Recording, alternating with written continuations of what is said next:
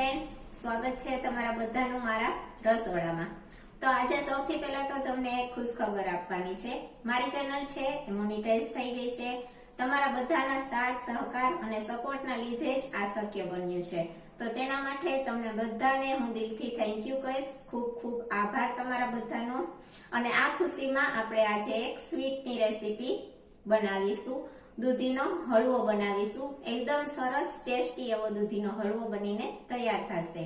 કોઈ પણ જાતના માવાનો યુઝ નથી કર્યો અને ફટાફટ એકદમ સરસ મજાનો દૂધીનો હલવો બનાવીને આપણે તૈયાર કરીશું। તો ચાલો મારી રેસીપી હું તમારી સાથે શેર કરીશ। અને ફરી એક વખત તમારા બધાનો દિલથી આભાર। બસ આવી જ રીતના સપોર્ટ કરતા રહેજો। હું તમારા માટે સરસ મજાની અલગ અલગ રેસીપી લઈને આવતી રહીશ। બસ તો ચાલો આપણે રેસીપી સ્ટાર્ટ કરશું। જો આવી રીતના એકદમ સરસ દૂધીનો હલવો બનીને તૈયાર થશે। કોઈ પણ જાતના માવાનો યુઝ કર્યા વિના આપણે સરસ ટેસ્ટી એવો હલવો બનાવીને તૈયાર કર્યો છે। જેને દૂધી નહીં ભાવતી હોય તેને આવી રીતના હલવો બનાવીને આપશો તો જરૂરથી ખાઈ લેશે। તો તેના માટે દૂધી લીધી છે। મેં અત્યારે એક દૂધીનો યુઝ કર્યો છે। તમારે જેટલી ક્વોન્ટિટીમાં હલવો બનાવવો હોય એ પ્રમાણે તમે દૂધી લઈ શકો છો। તેને બે સાઈડથી આવી રીતના કટ કરી અને પછી તેની છાલ ઉતારી લેવાની છે। તો બધી જ દૂધીને આવી રીતના છાલ ઉતારી લેવાની, પછી આપણે તેને કટ કરીશું। હવે આમાં દૂધીમાં ધ્યાન રાખવાનું કે વધારે પડતી બિયાવાળી દૂધી નહીં લેવાની। બસ હવે તેને આવી રીતના કટ કરી અને તેને છીણી લેશું। તો દૂધીને આવી રીતના છીણી લેવાની છે। હવે અત્યારે એક વાતનું ધ્યાન રાખવાનું કે છીણ છે એ થોડું આવું જાડું જ રાખવાનું છે। પાતળું છીણ ન થાય તેનું ખાસ ધ્યાન રાખવાનું છે। તો આવી જ રીતના છીણી લેવાનું અને વચ્ચેનો જે બિયાનો ભાગ છે તેને આપણે નથી યુઝ કરવાનો। તો બધું જ છીણ તૈયાર છે। મારે અત્યારે લાઇટ વહી ગઈ છે, પરંતુ આપણે હલવો બનાવવો ચાલુ જ રાખશું, કારણ કે જો છીણ પડ્યું રહેશે તો તે તરત જ બ્લેક કલરનું થવા માંડશે। તો પેનમાં ઘી લઈ લીધું છે 2 ચમચી જેટલું, અને ઘીને ગરમ થાય એટલે તરત જ આપણે બધું જ દૂધીનું છીણ છે એડ કરી દઈશું અને ઘીમાં શેકી લેશું। હવે આ દૂધીના છીણમાં છે એ પાણીનું પ્રમાણ થોડું હોય છે, તો તેને આપણે બળવા દેશું જ, એટલે બધું જ મોઇસ્ચર છે એ બળી જશે અને દૂધીનું છીણ એકદમ સરસ શેકાઈ જશે। ઘીમાં ધીમી આંચ ઉપર તેને શેકવા માટે રાખી દેશું। શેકાય છે એટલી વારમાં આપણે દૂધ પણ ગરમ કરવા માટે રાખી દેવાનું છે એક સાઈડમાં। તો મેં અત્યારે 500 ml જેટલું દૂધ લીધું છે, અડધો લીટર। હવે તમે જોઈ શકો છો કે દૂધીના છીણમાંથી પાણી અલગ પડવા લાગ્યું છે અને પાણી બધું બળી ગયું છે અને ઘી પણ છૂટું પડવા લાગ્યું છે। તો બસ હવે આપણે તેની અંદર ગરમ દૂધ એડ કરી દેવાનું છે।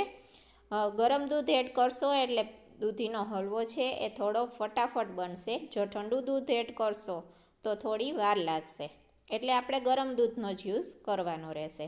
બસ આવી રીતના પ્રોપર મિક્સ કરી દેવાનું છે અને હવે ધીમી આંચ ઉપર તેને પાકવા માટે રાખી દેશું। બધું દૂધ બળી જાય ત્યાં સુધી તેને ધીમી આંચ ઉપર આપણે પકાવવાનું છે।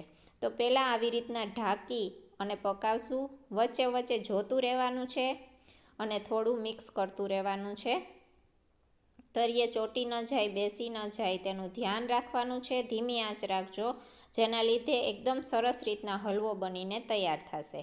બસ આવી જ રીતના તેને ધીરે ધીરેથી આપણે હલવાને તૈયાર કરીશું। તો તમે જોઈ શકો છો કે દૂધ અડધું બળી ગયું છે। હવે આપણે તેની અંદર ફ્રેશ દૂધની મલાઈ એડ કરીશું।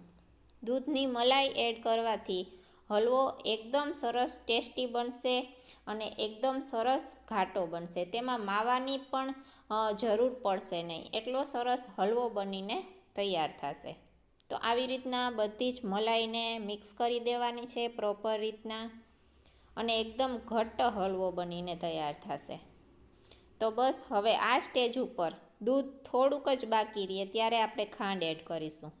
તો મેં અત્યારે અડધી વાટકી જેટલી ખાંડ લીધી છે। તમે ગળ્યું વધારે પડતું ખાતા હોવ તો 1 ચમચી વધારે એડ કરી શકો છો, અને ઓછું ગળ્યું ભાવતું હોય તો થોડી ઓછી ખાંડ લેશો। હવે એમાં ગ્રીન ફૂડ કલર એડ કર્યો છે। આ બિલકુલ ઓપ્શનલ છે, જો તમારે નાખવો હોય તો નાખી શકો છો, તો એકદમ સરસ કલરવાળો હલવો બનીને તૈયાર થશે. અને ન નાખો તો પણ ચાલશે. તો મેં અત્યારે ગ્રીન ફૂડનો કલરનો યુઝ કર્યો છે. તમે જોઈ શકો છો કેટલો સરસ કલર આવ્યો છે. તો હવે બધું જ દૂધ છે ઓલમોસ્ટ બળી ગયું છે. એકદમ સરસ હલવો પણ બનીને તૈયાર લગભગ તો થઈ જ ગયો છે. તો બીજી સાઈડ આપણે ઘી ગરમ થોડું વઘારિયામાં કરી લેશું અને તેની અંદર આપણે થોડા ડ્રાયફ્રૂટ શેકી લેવાના છે. તો મેં અત્યારે કાજુ, બદામ અને પિસ્તાની કતરણ લીધી છે. તેને શેકી લેશું આવી રીતના. અને થોડા એવા ક્રિસ્પી થાય, થોડો કલર ચેન્જ થાય એટલે પછી આપણે તેને હલવામાં એડ કરી દેશું. ઘીની ક્વોન્ટિટી તમે તમારી રીતના વધારે ઓછી કરી શકો છો. જો ઓછું ઘી ભાવતું હોય તો બસ થોડુંક જ ઘી, જેટલું ડ્રાયફ્રૂટ શેકાય એટલું જ ઘી લઈ અને પછી એડ કરી દેવાનું છે.